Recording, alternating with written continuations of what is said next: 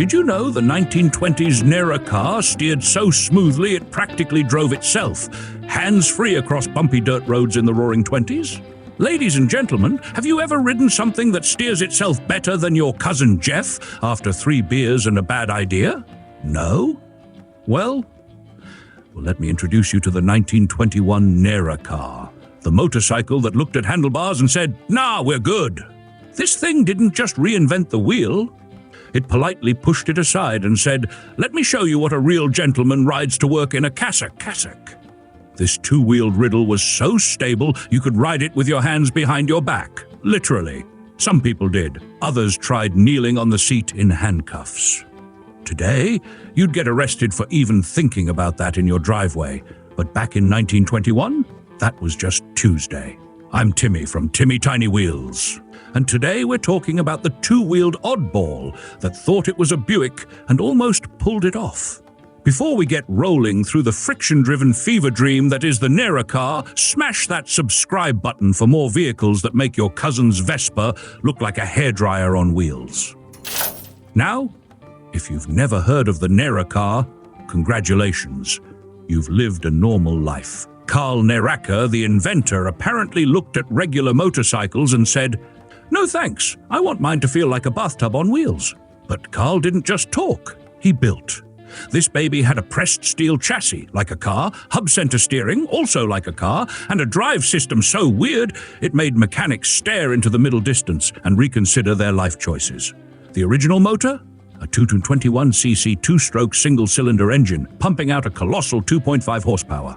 2.5 horses. That's less horsepower than a caffeinated Roomba.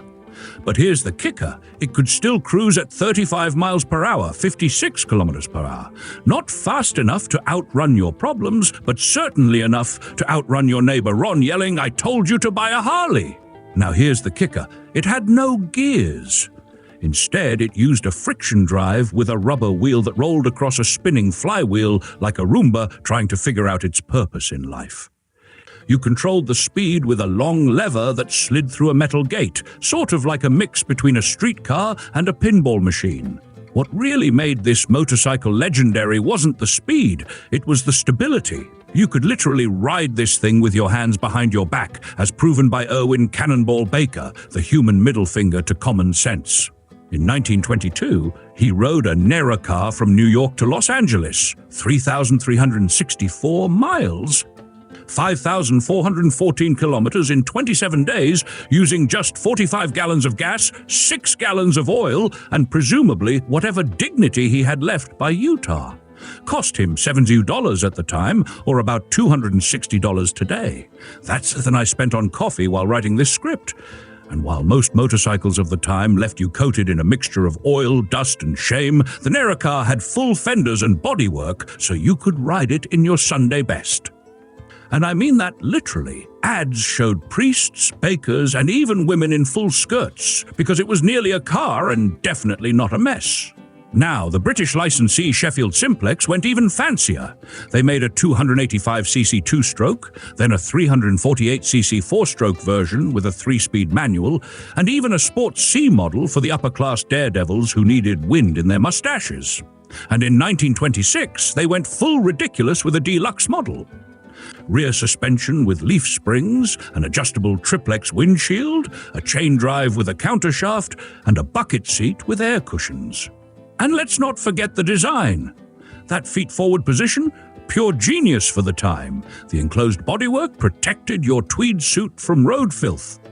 Across both continents, about 6,500 Ner-A-Cars were built, 10,000 in the US by the Ner-A-Car Corporation and 6,500 in the UK by Sheffield Simplex. So what do I think? I think the Ner-A-Car was the original dad bike. Safe, stable, innovative, and weirdly proud of itself. It's the kind of motorcycle your neighbor Phil would say is interesting before going back to polishing his overpriced cafe racer he never rides. But here's the truth. The Ner-A-Car worked. It kept your shoes clean, your spine unshaken, and your face mostly upright. And that's worth something. Now, onto the price talk. Back in the 1920s, a 5-speed Ner-A-Car was advertised in the US for just $175. Adjusted for inflation, that's around $3,000 today, or the cost of a decent couch that your dog immediately claims as his own. Fast forward to now. At Bonhams, Paris, February 6, 2025, a 1921 221cc Ner-A-Car sold for $11,340. In 2010, one went for €12,500 via Bike Exif, and there's a fresh dealer listing in the US asking for a bold $22,000. And hey, when something gets sold a century later for the price of a used Harley and still gets people talking, you know it did something right. Now go ahead and ride off. But remember, if your bike doesn't have friction drive, air cushions, or the ability to be piloted handcuffed, is it even trying? Until next time. This was Timmy from Timmy Tiny Wheels. Keep the rubber side down and the sarcasm throttle wide open.